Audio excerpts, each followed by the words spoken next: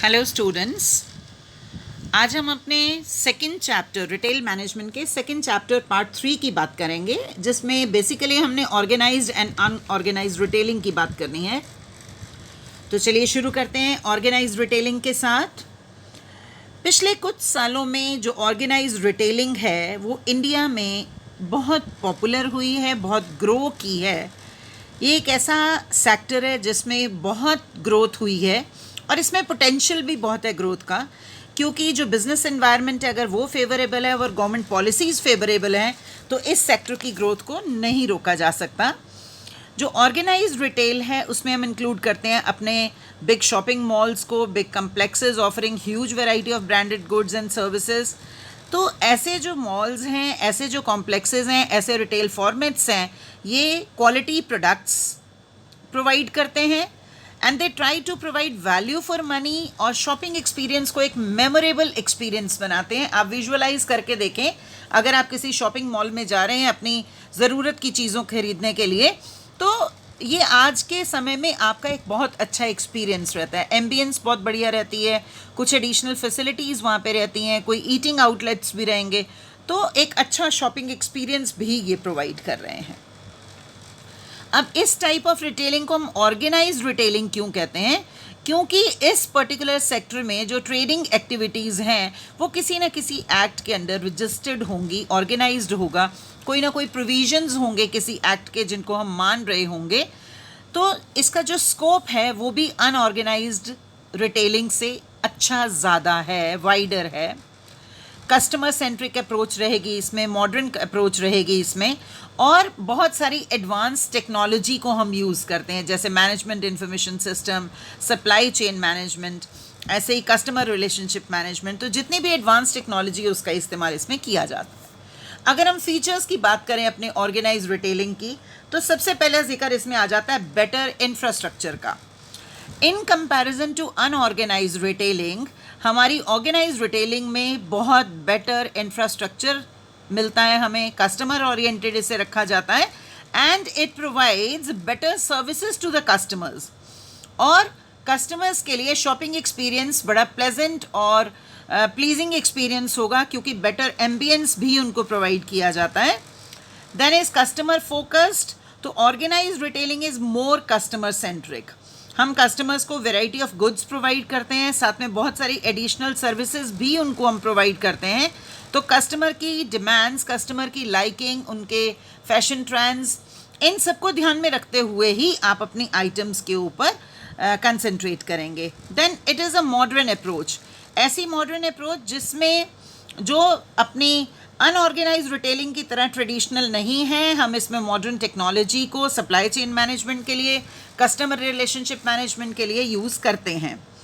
Then is technological advancement, क्योंकि जो organised retailing है वो इस बात पे फोकस करती है कि हमें सर्विसेज भी प्रोवाइड करनी है अपने कस्टमर्स को, इंफ्रास्ट्रक्चर भी हमारा बेटर होना चाहिए।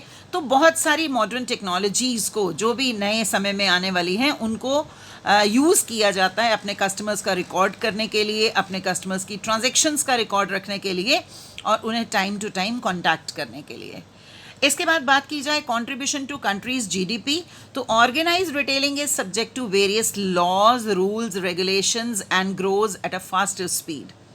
और ओवर द ईयर्स ये एक मेजर सेक्टर रहा है हमारी कंट्री की जीडीपी को, ग्रॉस डोमेस्टिक प्रोडक्ट को कंट्रीब्यूट करने में। एंड मोर ओवर अगर हम अनऑर्गेनाइज सेक्टर की बात करें तो वहाँ अकाउंटिंग नहीं है, ज़्यादा अकाउंट फॉर नहीं किया जा रहा, क्योंकि किसी लीगल प्रोविजंस के अंडर नहीं आता, तो हम सही तरह से जान भी नहीं सकते। बट ऑर्गेनाइज्ड रिटेलिंग में हम प्रॉपरली जान सकते हैं कि इनका कितना कंट्रीब्यूशन इकोनॉमी की जीडीपी को है। Then is improved productivity and profitability. जब भी हम इम्प्रूव्ड प्रोडक्टिविटी की बात करते हैं तो ऑर्गेनाइज्ड रिटेलिंग में प्रोडक्टिविटी इम्प्रूव्ड हमें मिल जाती है, क्योंकि हम मॉडर्न टूल्स एंड टेक्नोलॉजी को यूज़ कर रहे हैं। इससे हमारे बिजनेस को ऑपरेट करने की कॉस्ट कम हो जाती है, जिससे प्रोडक्टिविटी बढ़ती है और प्रॉफिटेबिलिटी भी बढ़ती है। अब भी बात की जाए एम्प्लॉयमेंट की, तो organised retailing provides employment to large number of people, क्योंकि बहुत सारे डिपार्टमेंट्स होंगे हमारे ऑर्गेनाइज्ड रिटेल स्टोर में, तो बहुत सारे लोगों को एम्प्लॉयमेंट मिलती है। Then comes proper accounting. तो ऑर्गेनाइज रिटेलिंग में क्योंकि हमें बहुत सारे लॉज, रूल्स एंड रेगुलेशंस को फॉलो करना है, तो एक्सटेंसिव अकाउंट्स और बाकी रिकॉर्ड्स बनाए जाते हैं। तो क्योंकि it is necessary to maintain proper accounts, क्योंकि organise retailers have to comply with various tax requirements, तो एक प्रॉपर अकाउंटिंग सिस्टम यहाँ पे यूज़ किया जाता है, जबकि अनऑर्गेनाइज में ऐसा नहीं है। इसके बाद जिक्र किया जाए तो ब्रांडेड प्रोडक्ट्स कहा जाता है। The products offered by organise retail stores are branded. ज़्यादातर ब्रांडेड प्रोडक्ट्स आपको ऐसे स्टोर्स पे मिल जाती हैं, और जो लोग हैं वो भी इन मॉल्स की तरफ और ऐसे डिपार्टमेंटल स्टोर्स की तरफ इसीलिए अट्रैक्ट होते हैं क्योंकि उन्हें ब्रांडेड प्रोडक्ट्स अवेलेबल हो जाते हैं।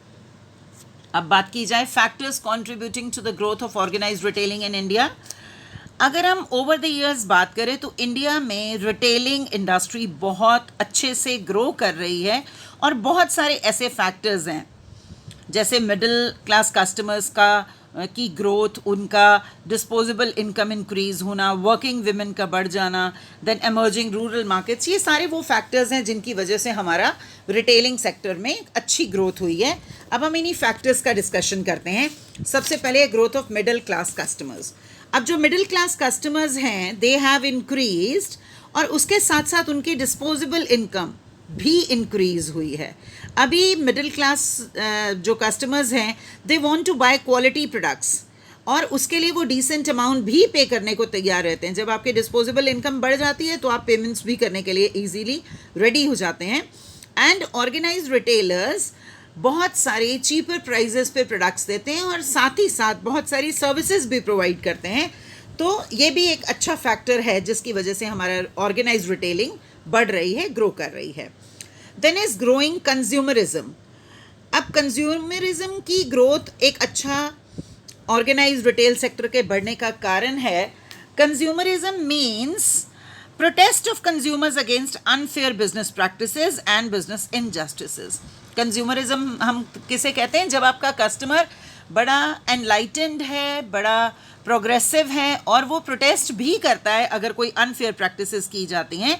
और आजकल जो कंज्यूमर्स हैं they are more knowledgeable customers, उनकी एक्सपेक्टेशंस इंक्रीज हो रही हैं, तो इसलिए रिटेल सेक्टर्स को भी अपनी पॉलिसीज़ को उसी तरह से बनाना पड़ेगा कि वो कस्टमर्स को अट्रैक्ट कर पाएँ। जो मेन फैक्टर्स हैं उसमें consumer demand, convenience, comfort, time, location, इन सबको इम्पोर्टेंस दी जाती है, और ये एक इम्पॉर्टेंट फैक्टर है हमारे ऑर्गेनाइज सेक्टर का ग्रो करने का। Then is increase in number of working women. जो आज की अर्बन विमेन है they are more literate and qualified, और अगर विमेन वर्किंग विमेन है they have to keep a work and home balance. उन्हें बैलेंस करना है कि काम करने के साथ साथ उनको घर भी संभालना है। उनकी जो स्पेंडिंग हैबिट्स हैं वो भी हाउस होल्ड वाइफ्स के कंपैरेटिवली चेंज्ड होंगी। And number of working women prefer to buy goods under one roof. वो ये जो ऑर्गेनाइज्ड रिटेलर्स हैं उन्हीं को प्रेफर करती हैं, क्योंकि उन्हें एक ही छत के अंदर सब तरह के सारे सेगमेंट्स मिल जाते हैं, वो सारी शॉपिंग एक ही जगह से कर सकते हैं। तो जो वर्किंग वीमेन है इनकी वजह से भी उनके, क्योंकि ज़्यादा चीज़ें उन्हें ज़रूरत होंगी, ज़्यादा कंफर्टेबल वो सर्विसेज चाहती हैं, तो इससे भी हमारा सेक्टर ग्रो कर रहा है। Then large economies. जब हम लार्ज इकोनॉमीज़ की बात करते हैं तो यहाँ पे लार्ज स्केल पे काम करने की इकोनॉमीज़ बहुत सारी हैं। जैसे ऑर्गेनाइज्ड रिटेलर्स क्योंकि ह्यूज स्केल पे काम करते हैं, बड़े स्केल पे काम करते हैं, तो जो उनको बाइंग करनी है वो बाइंग अपनी सीधा मैन्युफैक्चरर से करेंगे। जब वो मैन्युफैक्चरर से बाइंग करेंगे तो उनकी बार्गेनिंग पावर ज़्यादा होगी, मिडिलमैन को वो हटा देंगे, तो उससे वो अपने कस्टमर्स को चीप प्राइजेस के ऊपर प्रोडक्ट्स को प्रोवाइड करा पाएंगे। Then is developing rural sector. हमारा जो रूरल सेक्टर है वो भी डेवलप कर रहा है। अभी जो रिटेल इंडस्ट्री है that is providing employment to large number of people after agriculture. जैसे एग्रीकल्चर में बहुत सारे लोग एम्प्लॉयड हैं, तो रिटेल सेक्टर भी एक ऐसा सेगमेंट है जो बहुत अच्छी एम्प्लॉयमेंट अपॉर्चुनिटीज़ दे रहा है, और उसकी वजह से हमारा रूरल सेक्टर भी ग्रो कर रहा है। Then comes entry of corporate sector. अभी जो जितने हमारे बड़े बड़े कॉरपोरेट हाउसेस थे वो सब भी रिटेल सेक्टर में एंटर कर गए हैं। चाहे आप रिलायंस की बात कर लीजिए, टाटा ग्रुप की बात करो, फ्यूचर ग्रुप की बात करो, they have entered the retail sector क्योंकि उनको यहाँ पे बहुत अच्छा पोटेंशियल नज़र आ रहा है। and there is a race against each other to revolutionize the retailing industry. और बेटर से बेटर सर्विसेज प्रोवाइड करने की कस्टमर को कोशिश की जा रही है, क्योंकि जब सारे बड़े कॉरपोरेट ग्रुप्स आएंगे तो एक दूसरे से compete भी करेंगे और इस कंपटीशन का बेनिफिट हमारे कस्टमर्स को मिलेगा. अब बात की जाए एंट्री ऑफ फॉरेन रिटेलर्स की, तो क्योंकि फॉरेन डायरेक्ट इन्वेस्टमेंट को परमिट किया गया है बाय द गवर्नमेंट पॉलिसीज, तो foreign retailers have started to enter the Indian retail market. तो इससे भी हमारी ऑर्गेनाइज्ड रिटेलिंग को बहुत बूस्टअप मिल रहा है. Then is technology. Organised retail in India is using latest technology supply chain management में, कस्टमर रिलेशनशिप मैनेजमेंट में, मैनेजमेंट इंफॉर्मेशन सिस्टम में नई से नई टेक्नोलॉजी को यूज़ किया जा रहा है. तो इससे भी इस सेक्टर को अच्छा बूस्टअप मिल रहा है. Then is increase in income. अब इनकम कैसे इंक्रीज होगी? जब लिटरेसी लेवल्स बढ़ेंगे तो लोगों को बेटर एम्प्लॉयमेंट अपॉर्चुनिटीज़ बढ़ेंगी. अर्बन एरियाज़ में ही नहीं, स्मॉल टाउन्स में और रिमोट एरियाज़ में भी इंक्रीज हो जाती है, आपकी इनकम इंक्रीज हो जाती है कस्टमर्स की. और जब कस्टमर की इनकम इंक्रीज होगी, उनकी डिस्पोजेबल इनकम बढ़ेगी, परचेजिंग पावर बढ़ेगी, तो वो ज़्यादा से ज़्यादा प्रोडक्ट्स बाय करेंगे ताकि उनकी डिमांड सेटिस्फाई हो सकें. तो इससे भी हमारा रिटेल सेक्टर अच्छी ग्रोथ करता है. Then is media explosion. Media explosion से मतलब है कि मीडिया ने आज पूरी दुनिया में अलग अलग ट्रेंड्स के साथ आपको जोड़ दिया है. जितना भी हमारे अलग अलग कंट्रीज़ का कल्चर है, वहाँ की प्रोडक्ट्स हैं, उनका एक्सपोजर हमें मिलता है. और जैसे जैसे हम ज़्यादा अवेयर होते हैं कि इतनी वैरायटी ऑफ प्रोडक्ट्स अवेलेबल हैं, तो हम better quality products cheaper rates पे हमें मिल भी जाती हैं. तो इसकी वजह से भी हमारा रिटेल सेक्टर बहुत अच्छा ग्रो कर रहा है. तो अभी हमने बात की कि फीचर्स क्या हैं हमारे ऑर्गेनाइज्ड रिटेलिंग के. देन हमने बात की कौन कौन से फैक्टर्स हैं. तो चलिए अब हम बात करते हैं एडवांटेजेस क्या हैं हमारी ऑर्गेनाइज्ड रिटेलिंग के. तो सबसे पहला एडवांटेज बेटर एक्सपीरियंस. अगर आज के समय में जो यंगर जनरेशन है, अगर उसे एक चॉइस दी जाए कि आप कहाँ से शॉपिंग करना पसंद करेंगे, तो वो ट्रेडिशनल किराना शॉप्स पे जाने की बजाय या सेपरेट कोई क्लॉथ मर्चेंट्स के पास जाने के बजाय they prefer to go to different malls. क्यों ऐसा एक्सपेक्ट करते हैं, क्यों ऐसा वो पसंद करते हैं? Because they get better experience. Better try rooms मिलेंगे उन्हें, बेटर फैसिलिटीज़ मिलेंगी और प्लीजिंग हो जाता है. बेटर एम्बियंस के मॉल्स मिल रहे हैं उनको, बेटर स्टोर्स मिलेंगे. तो इसलिए एक बेटर एक्सपीरियंस बन जाता है हमारा, which is if we talk about organised retailing. फिर बेटर फैसिलिटीज़ की बात की जाए, तो आज आप मॉल में किसी क्लोथिंग की परचेजिंग करने के लिए जाते हैं, तो एक तो आपको ब्रांड्स बहुत सारे मिलते हैं, दूसरा उनको बेटर फैसिलिटीज़ भी मिल जाती हैं. आपको स्पेशियस ट्राई रूम्स मिलेंगे बड़े कंफर्टेबल से, जिसमें आप अपने क्लोथ्स को ट्राई कर सकते हैं और सिलेक्ट कर सकते हैं अकॉर्डिंगली. इसके अलावा आपको एक्स्ट्रा डिस्काउंट कूपन्स मिल जाते हैं. आने वाली नेक्स्ट परचेजेस के लिए आपको डिस्काउंट्स कूपन्स मिल जाएंगे. इलेक्ट्रॉनिक प्रोडक्ट्स अगर आप खरीदते हैं तो उस पर वारंटी वगैरह मिल जाएगी. तो ये जो हम डिफरेंट बेटर फैसिलिटीज़ प्रोवाइड कर रहे हैं, ये भी एक फ़ायदा है हमारी ऑर्गेनाइज्ड रिटेलिंग का. इस तरह के फ़ायदे हम ऑर्गेनाइज्ड में नहीं एक्सपेक्ट कर सकते. देन मॉडर्न टेक्नोलॉजी की बात की जाए, ये हम पहले भी जिक्र कर चुके हैं कि हम मॉडर्न टेक्नोलॉजी को यूज़ करते हैं to keep the records of the customers और बहुत सारी उनको फैसिलिटीज़ देने के लिए. तो it uses technology to keep the management informed about various aspects of business, और इससे डिसीजन मेकिंग में भी मदद मिल रही है. Then is customer centric. जो आपकी ऑर्गेनाइज्ड रिटेलिंग है, ये ज़्यादातर कस्टमर को ध्यान में रखते हुए ही आप सारी एक्टिविटीज़ प्लान करते हो.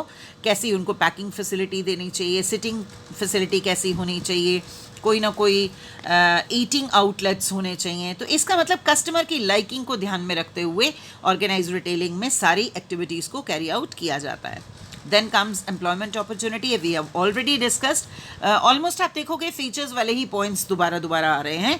तो एम्प्लॉयमेंट अपॉर्चुनिटीज़ में भी organised retail sector huge employment opportunities provide करता है. देन कॉन्ट्रीब्यूशन टू जीडीपी की हम पहले भी बात कर चुके हैं. देन प्रॉफिटेबिलिटी, क्योंकि मॉडर्न टेक्नोलॉजी का इस्तेमाल हो रहा है, लार्ज स्केल पे हम काम करते हैं, तो इससे प्रोडक्टिविटी और प्रॉफिटेबिलिटी बढ़ती है. इकोनॉमीज़ ऑफ स्केल की भी हम बात कर चुके हैं कि इकोनॉमीज़ ऑफ स्केल कैसे होंगी, क्योंकि आप बल्क में चीज़ें बाय करेंगे तो आपकी बार्गेनिंग पावर बेटर होगी, आपको ह्यूज डिस्काउंट्स मिलेंगे, मिडलमैन को हटा दिया जाएगा, तो आप economies of large scale operations avail कर सकते हैं. Then growth. अगर रिटेल सेक्टर की बात की जाए तो it is one of the fastest growing sectors in India. बहुत ह्यूज पोटेंशियल है इसमें ग्रोथ का, और गवर्नमेंट भी एक बेटर एनवायरनमेंट प्रोवाइड कर रही है ऑर्गेनाइज रिटेलर्स को, ताकि वो ज़्यादा से ज़्यादा डेवलप कर पाएँ और कंट्रीब्यूट कर पाएँ हमारी जीडीपी को। देन रेवेन्यू की अगर बात की जाए तो ऑर्गेनाइज सेक्टर में रेवेन्यू को विजुअलाइज करना इजी है, क्योंकि बहुत सारे लॉज हैं जिनके अंडर आपको प्रॉपर अकाउंटिंग सिस्टम मेंटेन करना पड़ता है, और प्रॉपर अकाउंटिंग सिस्टम आप मेंटेन करेंगे तो you will be able to know what is the revenue, और इससे हमारी गवर्नमेंट की भी रेवेन्यू बढ़ती है क्योंकि टैक्सेस पे करते हैं हम ऑर्गेनाइज रिटेलिंग में। तो अगर हम बात करना चाहें यहाँ पे कंक्लूड करने की ऑर्गेनाइज रिटेलिंग को, तो हम ये कह सकते हैं कि एक ऐसा सेक्टर जिसमें ह्यूज ग्रोथ पोटेंशियल है और बहुत सारी हिडन अपॉर्चुनिटीज़ हैं। तो हमें इंतज़ार सिर्फ इस बात का करना है कि हम इस पोटेंशियल को एक्सप्लोर कर पाएँ और ज़्यादा से ज़्यादा फ़ायदे ले पाएँ। अब बात करते हैं डिसएडवांटेजेस। तो हर चीज़ के अगर कुछ एडवांटेजेस हैं तो कुछ डिसएडवांटेजेस भी रहेंगे। सबसे पहली बात आ जाती है ह्यूज इन्वेस्टमेंट की, क्योंकि आपको इसमें बहुत सारी फैसिलिटीज़ प्रोवाइड करनी है, बहुत सारे कस्टमर को डिपार्टमेंट्स आपने प्रोवाइड करने हैं, बहुत सारी वैरायटी ऑफ प्रोडक्ट्स आपको देनी है। तो ये हर किसी के लिए इस सेक्टर में एंटर करना ज़रूरी नहीं है, क्योंकि ह्यूज इन्वेस्टमेंट की ज़रूरत होगी। Then legal compliances, organized retailer have to comply with various laws, rules, regulations. तो at times बहुत कॉम्प्लिकेटेड प्रोसीजर्स हो जाते हैं, बहुत सारी फॉर्मेलिटीज़ क्योंकि आपको करनी पड़ती हैं इस सेक्टर में एंटर करते हुए। तो बहुत सारे लोग ऐसी लीगल कॉम्प्लिकेशन से भी घबराते हैं, इसलिए इस सेक्टर में एंटर नहीं करना चाहते। Then lack of personal touch. अब इसमें पर्सनल टच का लैक रहेगा, क्योंकि इतने बड़े स्टोर को एक पर्टिकुलर पर्सन नहीं चला सकता, सारे कस्टमर्स के साथ डील नहीं कर सकता। तो we have number of segments, number of departments. तो in comparison to unorganised retailing उतना पर्सनल टच नहीं हो पाता कि आपको अपने हर कस्टमर की इंफॉर्मेशन अच्छे से याद हो, उसकी प्रायोरिटीज़ याद हों। Then is locational disadvantages. If we talk about organised retailing, तो यहाँ पे आपको बहुत सारा स्पेस चाहिए, और इतना स्पेस जो सिटी है उसकी सेंट्रल लोकेशंस पे जो बड़ी इजी होती हैं कस्टमर के लिए पहुंचनी, ऐसे में इतना बड़ा स्पेस अवेलेबल होना मुश्किल हो जाता है। तो जनरली आपने देखा होगा जो मॉल्स हैं वो मेन सिटी के आउटर प्लेसेस के ऊपर प्लेस्ड होते हैं। तो ये एक लोकेशनल डिसएडवांटेज मिल जाता है, क्योंकि कस्टमर के लिए एट टाइम्स वहाँ पे पहुँचना, सारी कैटेगरी ऑफ कस्टमर्स के लिए वहाँ पहुँचना ईजी नहीं रहता। Then comes credit facilities. आप जब भी मॉल्स में शॉपिंग के लिए जाते हैं तो you can never expect credit facilities there.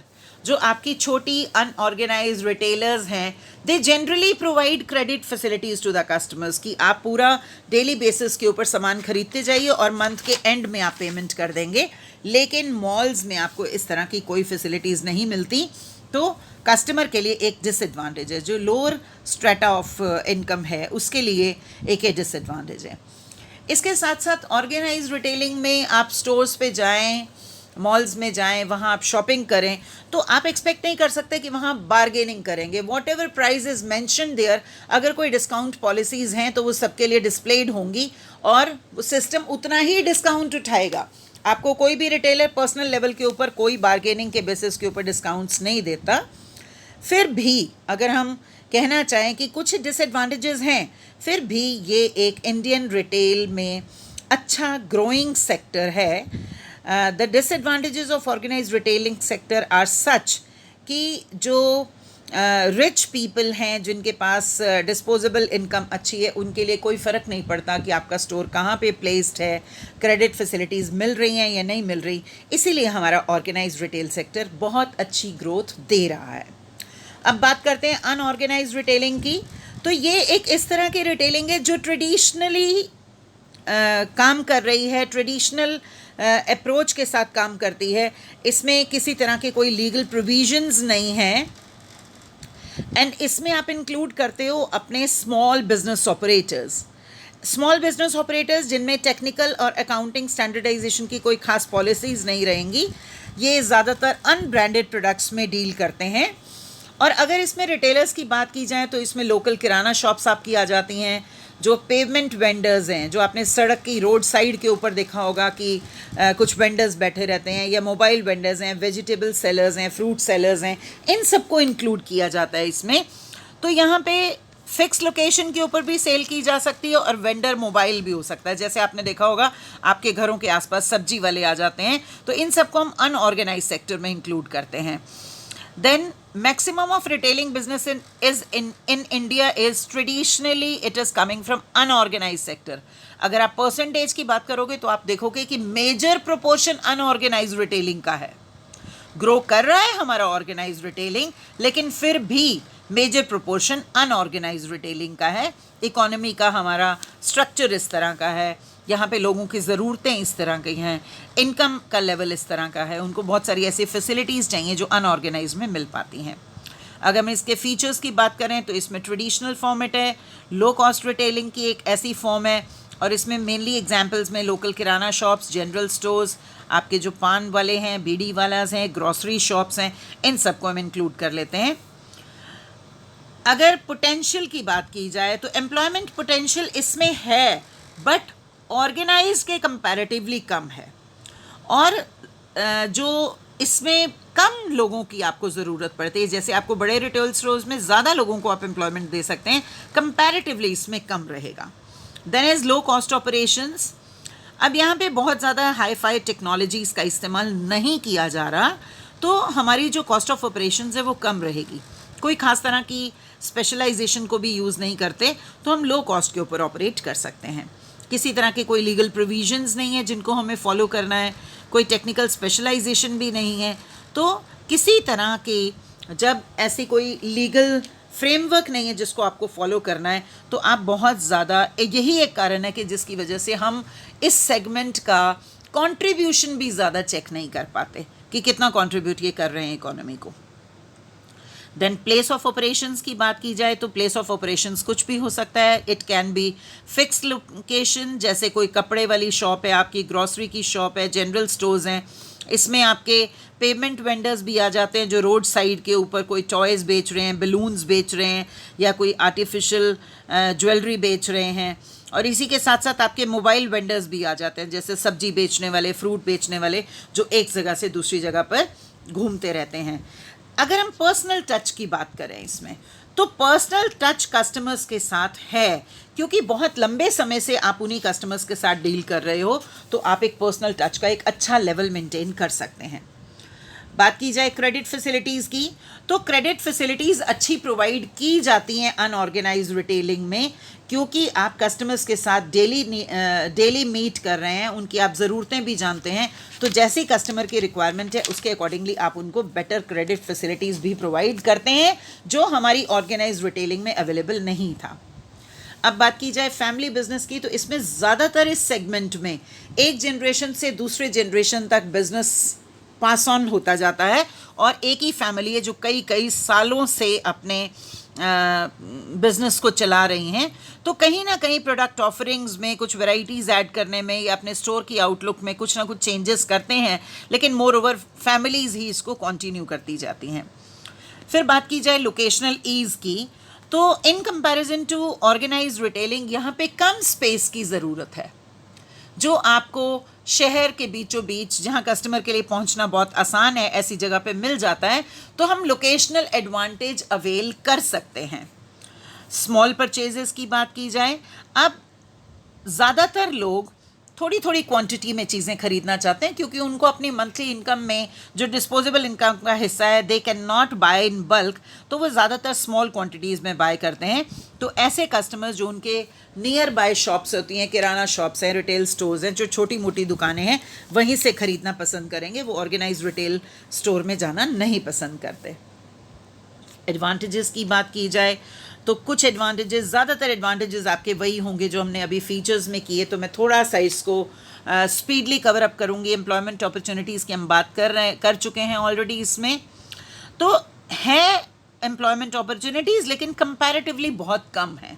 ज़्यादातर इसमें जितनी भी शॉप्स हैं वो खुद खुद ही जो शॉपकीपर है वो अपने आप से ही अपना सारा काम पूरा कर लेता है, तो ज़्यादातर एक आध पर्सन को उसको अपॉइंट करने की ज़रूरत पड़ती है।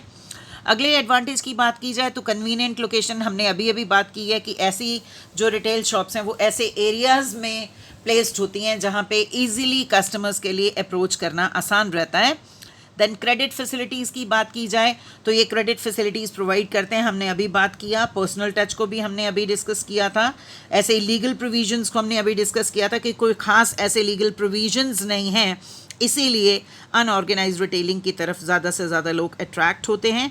बारगेनिंग पावर रहती है कस्टमर के पास, क्योंकि यहाँ बारगेनिंग की ज़रूरत, या आप कह लीजिए कि ये ज़रूरत पूरी होती है।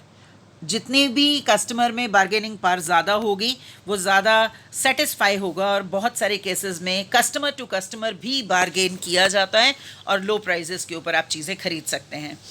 देन जो एक माइंड सेट है लोगों का, वो लोगों का माइंड सेट ये है कि जो लोकल किराना शॉप्स हैं उनके साथ हम कितने सालों से डील कर रहे हैं, तो वो हमें बेटर क्वालिटी प्रोडक्ट्स देंगे इन कंपैरिजन टू मॉल्स।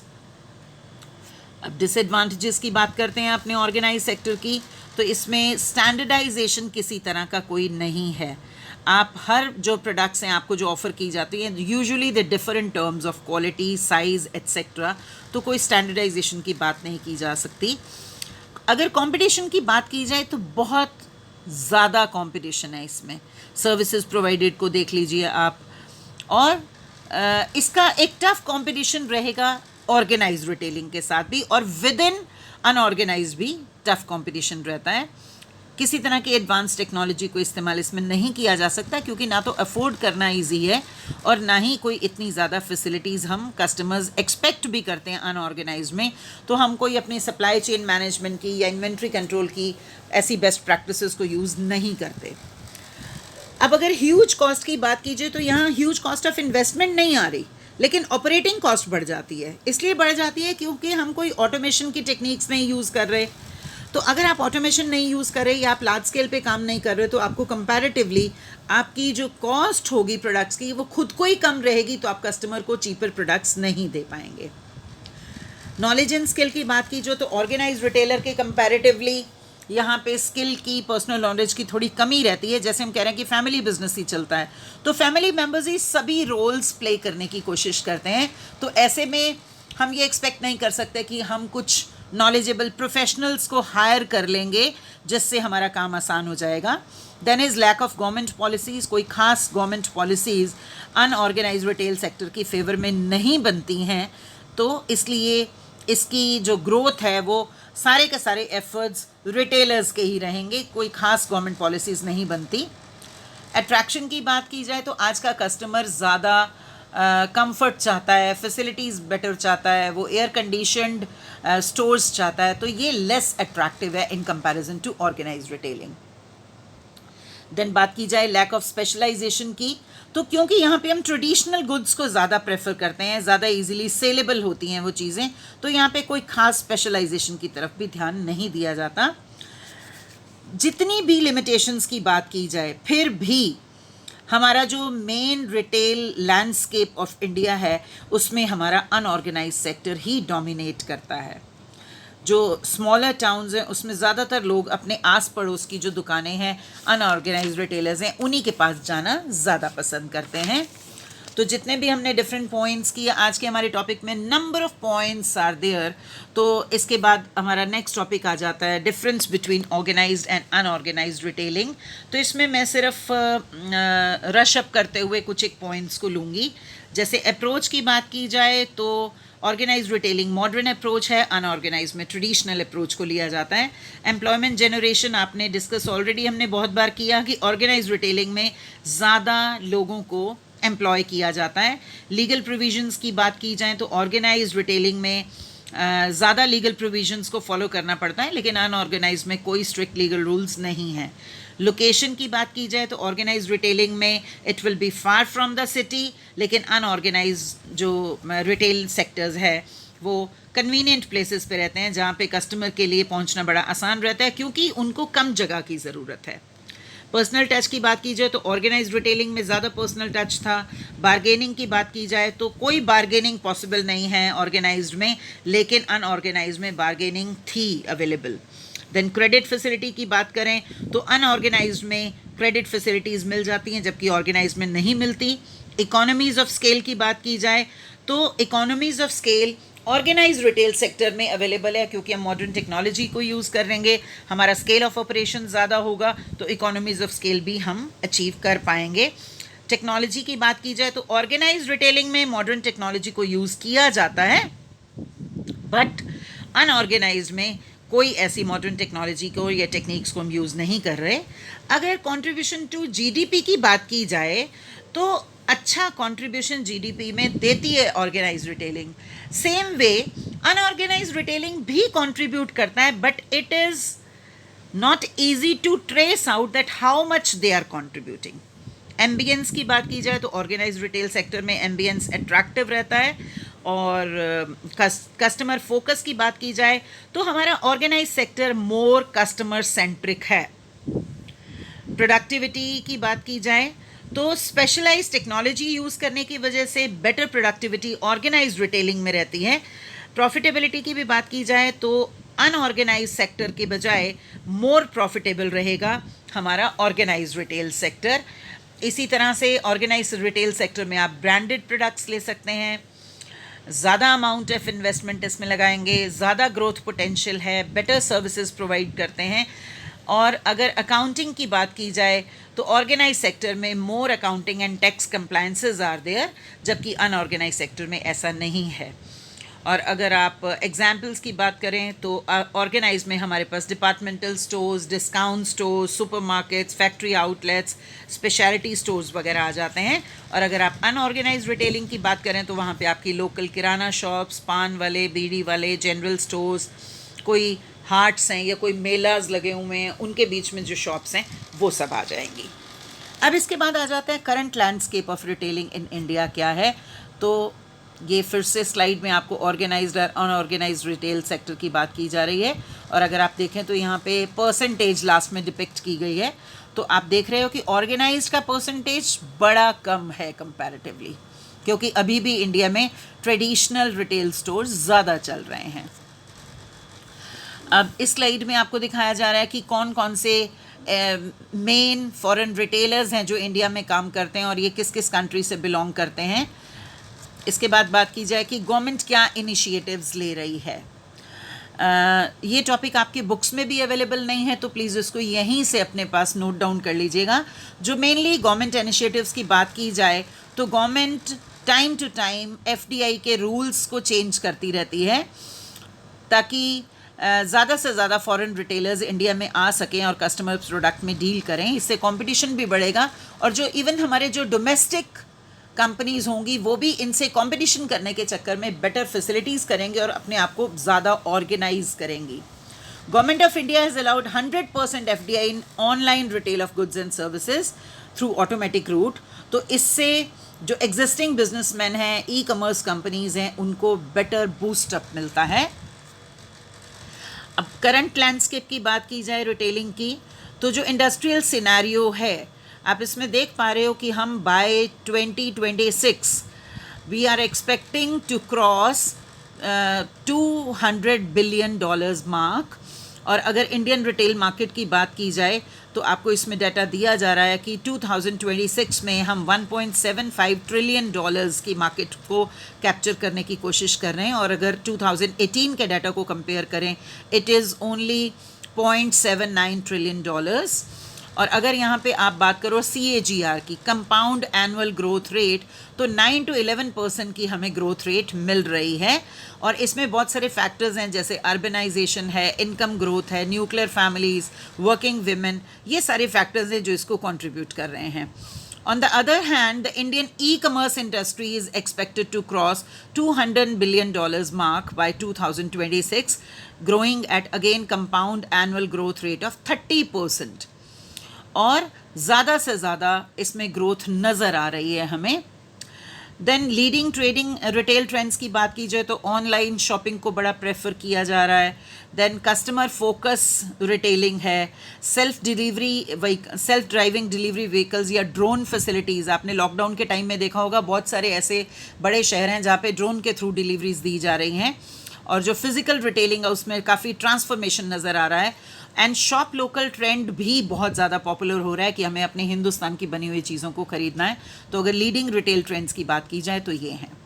अब अगर हम सम अप करने की बात करें आज के समय में, द कोविड इन्फ्यूज्ड ईयर 2020 बहुत सारे चेंजेस आए हैं इसमें अक्रॉस एवरी इंडस्ट्री, और रिटेल इंडस्ट्री भी इसमें इम्पॉर्टेंट है.